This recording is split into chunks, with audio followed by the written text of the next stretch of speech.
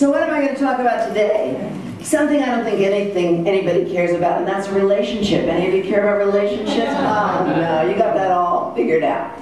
What is a relationship? A relationship is not when you are looking for somebody to fill you up. A relationship first is with you and the divine. That's the most solid relationship you will ever have. That is the only relationship that will never disappoint you, hurt you, abandon you, leave you in any way. And although people don't want to hurt you or abandon you or leave you, that's what human beings can do. But Spirit, the divine, will never do that.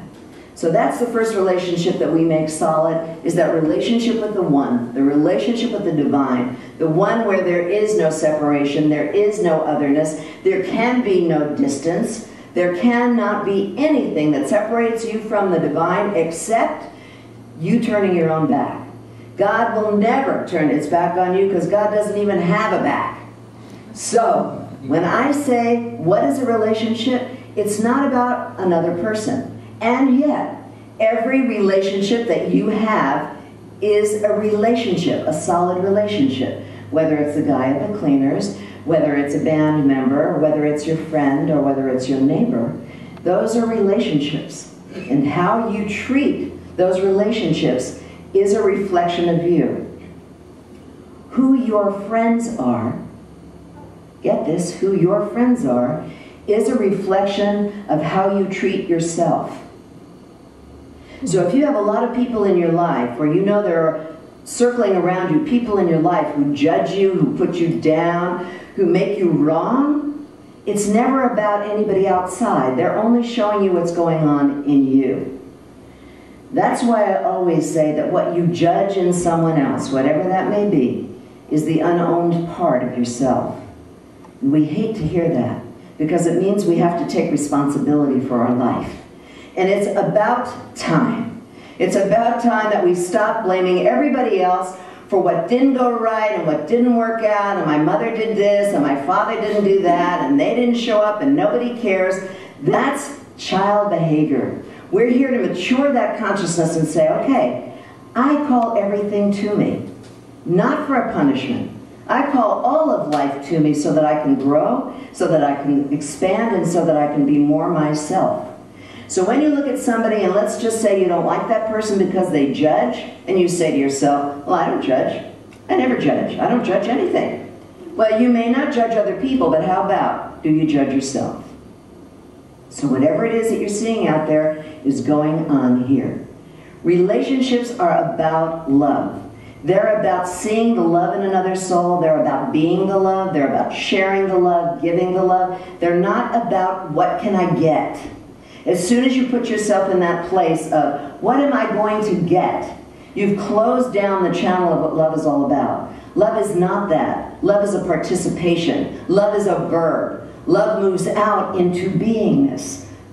So, when we see somebody, we see beyond the circumstance and appearance that they're in. We see the truth of who they are as a spiritual being. And what we know is that we are all spiritual beings, whole, perfect, and complete. And what we also know about ourselves is that there is a place within us that can never be hurt, harmed, or endangered. Take a breath.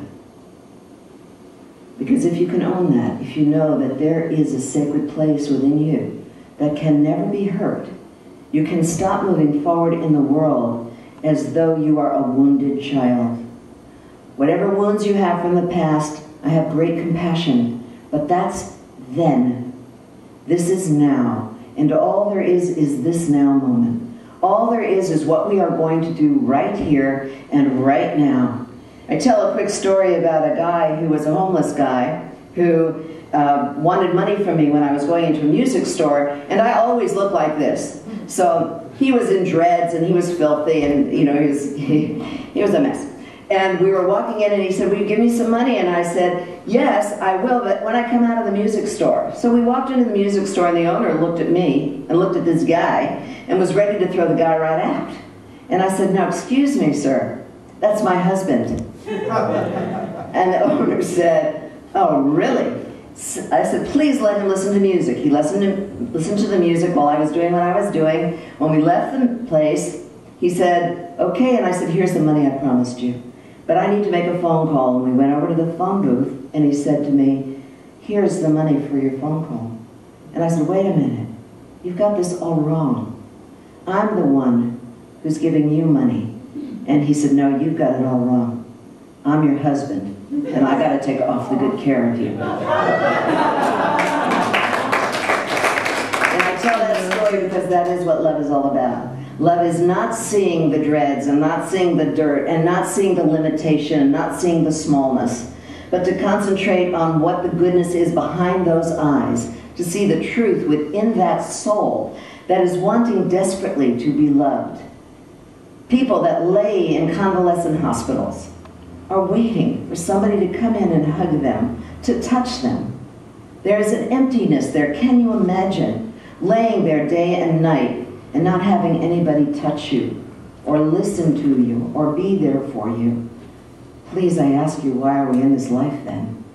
If we are not in this life to embrace other living souls, if we're not in this life to make that the difference. So in your love relationships, in these relationships where you're looking for a partner, be your partner. You cannot have what you are not. So if you think you're going to have some great person out there who's loving and giving and generous and kind and affectionate and warm and compassionate and funny, you better be it. If you're sitting around with a long face, don't expect Mr. or Ms. Right to come up and say, I've been waiting all my life for you. Look how happy you are. No. You send that energy out. It's quantum. It's a quantum universe, and it will attract itself to itself. You hold that everything, every experience you have, every relationship, absolutely moves you to your highest good. There is nothing in your life, no breakup, no divorce, not even a death, that ultimately isn't for your highest and best good. Sometimes we're just too close to see it. So we give ourselves the distance. In quantum, when you get very close, everything looks like chaos. And the further back you go, the clearer things are. And sometimes we need to do that with our life. We need to stop using that close-up lens on everything and everyone and give ourselves a wide-angled view and allow ourselves to see the full picture, the whole picture. When it is time for us to end this life, and we will all be there, when it's that time, we're not going to be standing over a grave or over ashes saying, man, they worked till 9 o'clock 3 times a week. They were really great. It's about one thing in this life. One. It's who you love and who has loved you. That's the only relationship I know. Who you love